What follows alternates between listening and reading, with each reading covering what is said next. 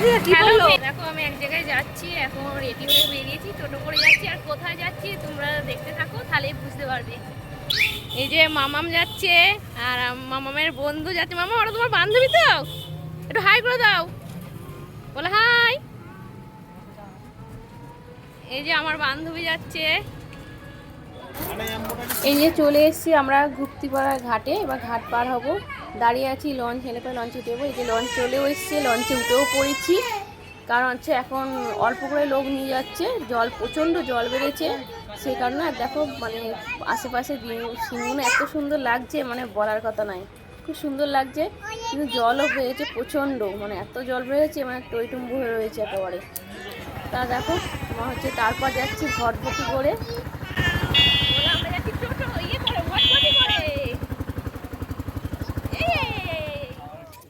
দেখো ভটভটি থেকে নেওয়ার পর আমরা হেঁটে হেঁটে যাচ্ছি মেলার দিকে।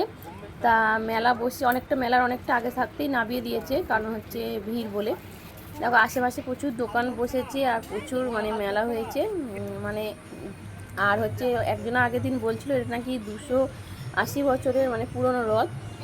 আর আমি কোনোদিন আসিনি, আমার খুব আসার ইচ্ছা ছিল যে এই রথটা দেখার জন্য। তা তোমার হচ্ছে খুবই আসার ইচ্ছা ছিল, সুজারাতে আসতে পারিনি, কারণ হচ্ছে মামাম ছোটো, এই কারণে নিয়ে আসবো কী করে, ভিড়ের মধ্যে খুব ভিড় হয় এটা জানি, সেই জন্য আসতে পারতাম না। তা এবার তোমার হচ্ছে দেখলাম না, সাহস করে বললাম না চলো যাই ঘুরিয়ে আসি, তোমার দেখে আসি না। মামামের ভিড় হলে পরে, খুব বেশি ভিড় হলে মামামকে নিয়ে যাবো না পাশে, তোমার হচ্ছে সাইড থেকে দেখতে পাবো।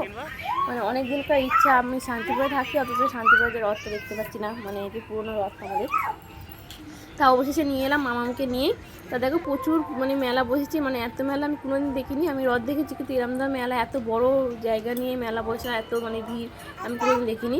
তা ফার্স্ট দিলাম, আমার খুব ভালো লাগলো রথটা দেখতে। আর এখানকার মেলাগুলো খুব ভালো, খুব সুন্দর মানে এগুলো।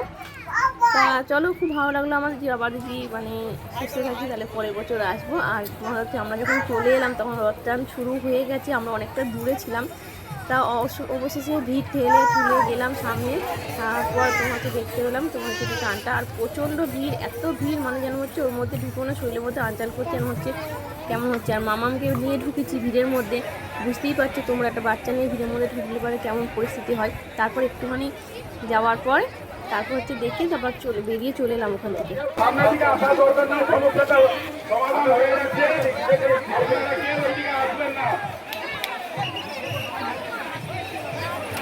আস্তে আস্তে আস্তে আস্তে, তাড়াহুড়ো করবেন না, রথ আস্তে আস্তে টানতে হবে। তাড়াহুড়ো করবেন না, রথটা আস্তে আস্তে টানতে হবে। ঠিক আছে, দেখে নিচ্ছে।